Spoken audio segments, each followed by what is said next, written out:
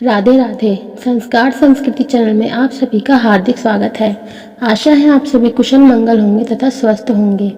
भारत में हर त्योहार अत्यंत उत्साह और भक्ति के साथ मनाया जाता है। ऐसा ही एक त्योहार है दिवाली।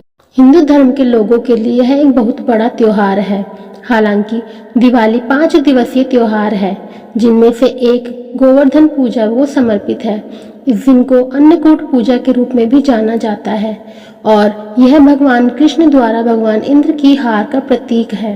इस शुभ दिन पर उपासक भगवान कृष्ण के साथ साथ गोवर्धन पर्वत की भी पूजा करते हैं। हिंदू कैलेंडर के अनुसार लोग इस त्योहार को कार्तिक माह के शुक्ल पक्ष की प्रतिपदा की दिन मनाते हैं। भगवान विष्णु को अपना आराध्य मानकर पूरी श्रद्धा के साथ उनकी पूजा करने से आप धन के साथ साथ यश और वैभव की प्राप्ति भी कर सकते हैं। आइए जानते हैं गोवर्धन पूजा कब है तथा इसका शुभ मुहूर्त क्या है। गोवर्धन पूजा प्रकाश के त्योहार दीपावली के अगले दिन मनाई जाती है। यह 5 दिवसीय भव्य उत्सव का चौथा दिन है, जो गोवत्स द्वादशी पूजा से शुरू होता है। गोवर्धन पूजा के लिए महत्वपूर्ण तिथि और मुहूर्त जानते हैं। प्रतिपदा तिथि प्रारंभ है 1 नवंबर को शाम 6:16 से। प्रतिपदा तिथि समाप्त हो रही है 2 नवंबर को रात्रि 8:21 पर। गोवर्धन पूजा का सुबह का शुभ मुहूर्त है 3:38 अपराह्न से 6 अपराह्न तक। आइए जानते हैं गोवर्धन पूजा का क्या महत्व है। हिंदू धर्म के लिए इस पर्व का बहुत ही महत्व है। भक्त इस दिन भगवान श्री कृष्ण गोवर्धन पर्वत और गाय की पूजा करते हैं। गोवर्धन पूजा भगवान कृष्ण को समर्पित एक त्योहार है। साथ ही प्रकृति माँ के प्रति प्रशंसा और सम्मान व्यक्त करने के लिए भी इस दिन को मनाया जाता है। कहा जाता है कि इस दिन गोवर्धन पर्वत और भगवान कृष्ण की पसंदीदा गायों की पूजा करने पर भक्तों को भगवान कृष्ण का आशीर्वाद प्राप्त होता है। हिंदू पौराणिक कथाओं के अनुसार भगवान कृष्ण ने वृंदावन के लोगों को भगवान इंद्र के प्रकोप से बचाने के लिए इस दिन अपनी छोटी उंगली पर गोवर्धन पर्वत उठा लिया था। परिणाम स्वरूप लोगों ने बड़े उत्साह के साथ गोवर्धन पर्वत की पूजा करना शुरू कर दिया और भगवान कृष्ण को गोवर्धनधारी, गिरिधर और गिरिधारी नाम दिए गए। आइए अब जानते हैं गोवर्धन पूजा की कथा। विष्णु पुराण के अनुसार भगवान कृष्ण ने एक बार माता यशोदा जी से पूछा था कि हर कोई भगवान इंद्र की पूजा और प्रार्थना क्यों करता है। तब माता यशोदा उन्हें समझाती है कि लोग इंद्र देव की पूजा करते हैं ताकि उन्हें बुआई, गायों को चारा देने या खेतों से अनाज की कटाई के लिए पर्याप्त बारिश मिल सके।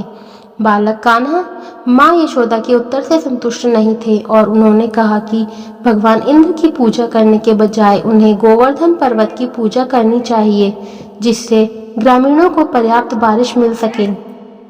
भगवान कृष्ण ने भगवान इंद्र को भारी मात्रा में भोजन देने की ग्रामीणों की प्रथा को समाप्त कर दिया और उन्हें अपने परिवारों को खिलाने के लिए इसका उपयोग करने की सलाह दी। ऐसा कहा जाता है कि भगवान इंद्र उस स्वभाव से बहुत आक्रामक हैं, इसलिए जब भगवान इंद्र ने देखा कि लोगों ने उनकी पूजा करना बंद कर दिया है तो स्वर्ग के राजा क्रोधित हो गए और उन्होंने भारी वर्षा के रूप में लोगों से बदला लेने का फैसला किया।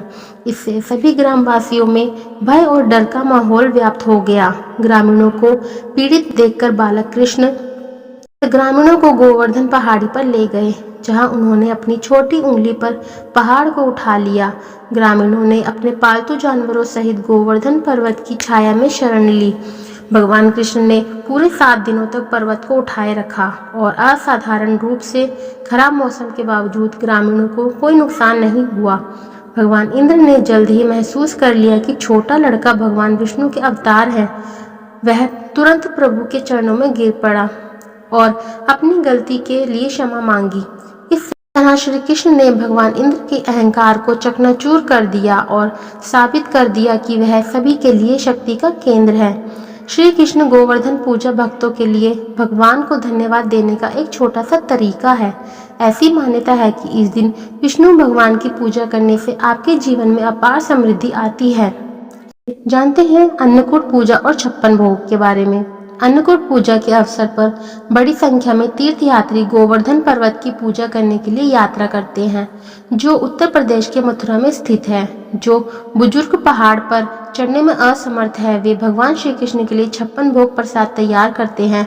56 भोग मूल रूप से 56 विभिन्न खाद्य पदार्थ हैं, जो व्यंजनों, मिठाइयों या नमकीन से बने होते हैं। 56 भोग का प्रसाद अर्पित करना प्रकृति माँ के प्रति सम्मान का प्रतीक है। वहीं भक्तों के लिए यह भगवान कृष्ण का दिव्य आशीर्वाद प्राप्त करने का एक मार्ग हो सकता है। भगवान कृष्ण की पूजा करने के लिए लोगों का एक समूह अन्य भक्तों को 56 भोग प्रातः 6:14 से 8:35 तक परोसता है और गोवर्धन पूजा भजन भी गाता है। आइए अब जानते हैं गोवर्धन पूजा की विधि क्या है। गोवर्धन पूजा के लिए भक्तों द्वारा निम्न अनुष्ठान किए जाते हैं। वह जल्दी उठकर नहाकर स्वच्छ कपड़े पहनकर तैयार होते हैं। अपने घर के मंदिर में दिए और अगरबत्ती जलाएं। कई लोग गोवर्धन पूजा के लिए उनकी मूर्ति बनाने की प्रक्रिया में खुद को शामिल करते हैं। भक्त गाय के गोबर से गोवर्धन का प्रतीक बनाते हैं और उन पर फूल, धूप, दीप लगाकर उनसे प्रार्थना करते हैं।